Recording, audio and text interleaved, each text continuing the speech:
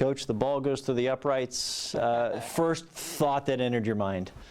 I probably can't say it. I probably can't say it. No, you know, it's funny because I had my headset and my belt on, and I'm debating whether I should take it off. Is this the last play of the game or not? And I kind of, our headphone guy was there, and I said, all right, I'm taking this off, but I might have to put it back on. And Russell Shepard put his arm around and said, don't worry, Coach, he's going to make it. Good enough, good enough.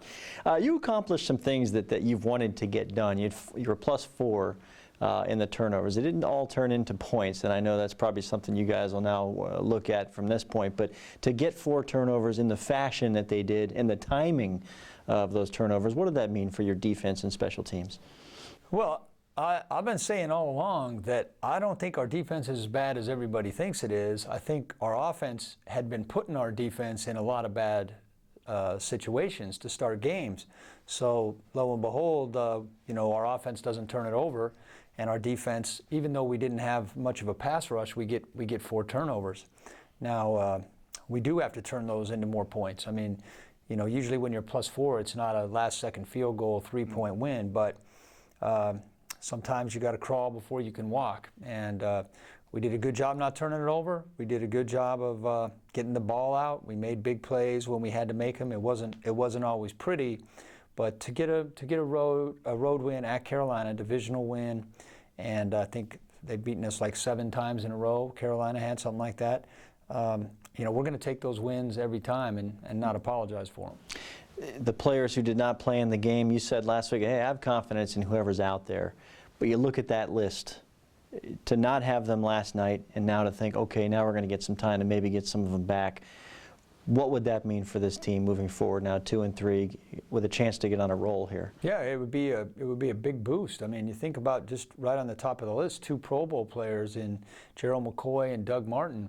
I mean, I know Cam Newton didn't play, but we had some really good players out too. We had 3 of our 4 starting D linemen didn't play. Our top 2 tailbacks didn't play. One of our top tight ends didn't play. So of course we're really excited. This bye could not come at a better time.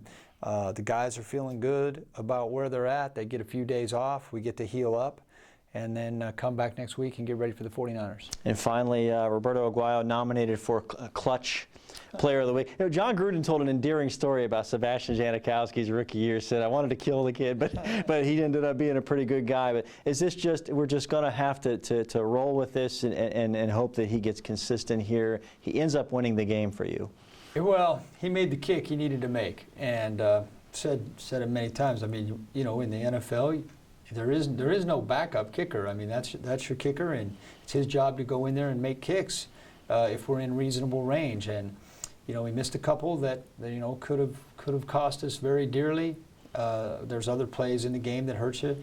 He made the one that counted the most at the end, and obviously there was a lot of pressure. The crowd was loud. The rush was ferocious there by Carolina, and you know, it's something that we have a lot of things we need to get better at, and that's one of them.